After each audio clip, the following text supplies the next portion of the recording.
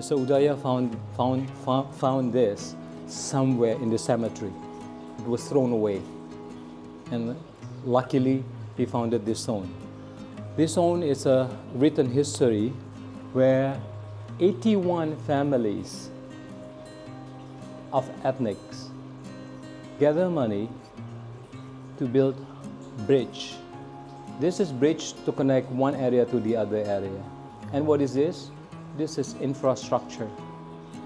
So from their private money, from 81 families, they build this bridge to connect one area to another area for efficiency, for productivity, for moving goods, donation. And this is actually a proof that these families had contributed to the area. They are not just taking, also contribution. So luckily, but of course in modern day, they use it for jamban. So tapi masih ada, udah ya. Ada lagi. Ada dengan lebarnya kali yang percaya akhirnya udah hilang tuh. Ya, jadi purpose-nya bukan jamban, purpose-nya sebenarnya benar-benar untuk infrastructure, untuk bridge. This is the one contribution that people should know. And many things. Okay, beruntung sekali Pak Udaya ketemukan ini karena ini it's a piece of history that the families they contributed to the society. But look from the architectural design. Do you feel an airflow? Yeah. Okay, ini ada efek menara udaranya. Seperti di mosque, you have an air tower. It creates suction, so the chi is there. So you feel homey here because of the airflow. The chi is here. But John, I want you to cover this. This actually the small road. Yeah. And you see, Pak Udaya used to have this festival, to see this festival of barongsai.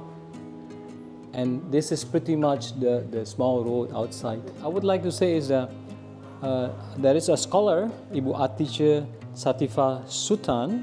She is an expert in of kain songket and textile and fabrics of Minang. She said in her book that embroidery technique in West Sumatra came from China. So there is a link, but well, just I want to be precise. You should maybe meet Ibu Atice Satifah Sultan, and she just recently exhibited the kain songket and embroidery stuff from West Sumatra in Japan. There is this praise table. You always meet the three wise men and people worship. And this is Quan Kong. It's always with the big sword. It's always with the big sword. Yeah? So people who appreciate, they will stand here before they enter and they will say a prayer or a wish here. Quan Kong is all the united and the protect. Lalu ini ada ini ya patwa ya dari I Ching. Just for your information, all material concerning I Ching is written in English. It's translated to English. And what you read in English is the work of a German missionary in China. It is in Netflix or in Google. He lived in China for many years and he translated to English, and then after he translated to English, he will read his English translation and convert it again to Mandarin, and the translation in Mandarin he will give to the priest and to the scholar in China to be corrected, whether he has translated correctly or not. So the way is from Mandarin to English, and from English he will use his skill, his Mandarin skill, to translate it to Mandarin, and his writing in Mandarin he will make the scholar in China prove whether the meaning is the same. So this is what we can read in I Ching. And the person is Mr. Rudolph, I forget the family name. he used to live in Stuttgart, and there is a movie about his granddaughter covering all his mission and all his work to translate I Ching. I Ching is actually a wisdom telling how we live with environment, and it's actually a calendar, and how we live in a society and how we live in an environment. And it is following a wisdom, and the wisdom is of course following the calendar, the moon and so forth, and also the season and so forth. And this is Patwa. Ini is very important. This is important. This was found in the roof, and this is the figure.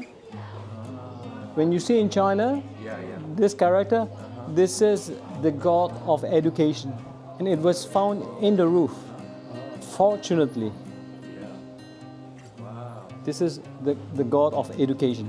So it is ceramic then, probably. It's not ceramic, it's made of wood.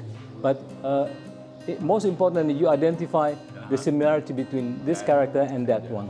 This one is the most important one. Filosofinya, jadi ini tuh untuk suatu penghormatan. Yes. Suatu penghormatan. Karena secara kita sadari itu satu penghormatan untuk si tamu bagi tuan rumah. Kenapa kok bisa dibilang penghormatan? Karena secara si tamu tidak sadari, kita sedikit menundukkan kepala. Rumah ini kosong, jadi semua ini dibeli sama Pak Udaya untuk dieksibit di sini, dan ini selalu ada urusannya dengan Tionghoa dan fleetnya, dan ada urusannya dengan Indonesia, dan ini very much ada urusannya dengan Indonesia. Dan koleksi ini ada beberapa dari Indonesia, tapi ada beberapa dari saya nggak tahu dari Vietnam atau dari Laos, tapi ada yang dari China, tapi ada dari negara-negara lain. Ini koleksi Chin Indah Daichin, namanya Daichin, dari Tiongkok, ada dari Jepang, ada dari Korea, dari Indonesia. Yang dari Indonesia ini opium scales, ada dari suku Hmong and Miao dari Burma. Ini adalah satu simbol. Dan ini masih dilakukan sekarang ya, setiap tahunnya kalau Pekchun, boat festival. Ada di sini mas. Di waktu Pekchun masih ada di sini, dan masih dipraktekkan. Biasanya dia kalau bulan Juni, biasanya pada bulan Juni kemarin tuh ada pelaksanaan Pekchun. Ya, ini Ibu Sui mau lihat sini. Bu Sui, maybe this is interesting. So during that time, when people migrated from China, they didn't bring wives. Taming was alone. And he was lonely. He brought his erhu. He was lonely, so there was intermarriage. In Betawi, the music, and they also dance ngibing. Ngibing. They played erhu. But of course, the erhu was not one of the best, but the erhu is actually silang budaya.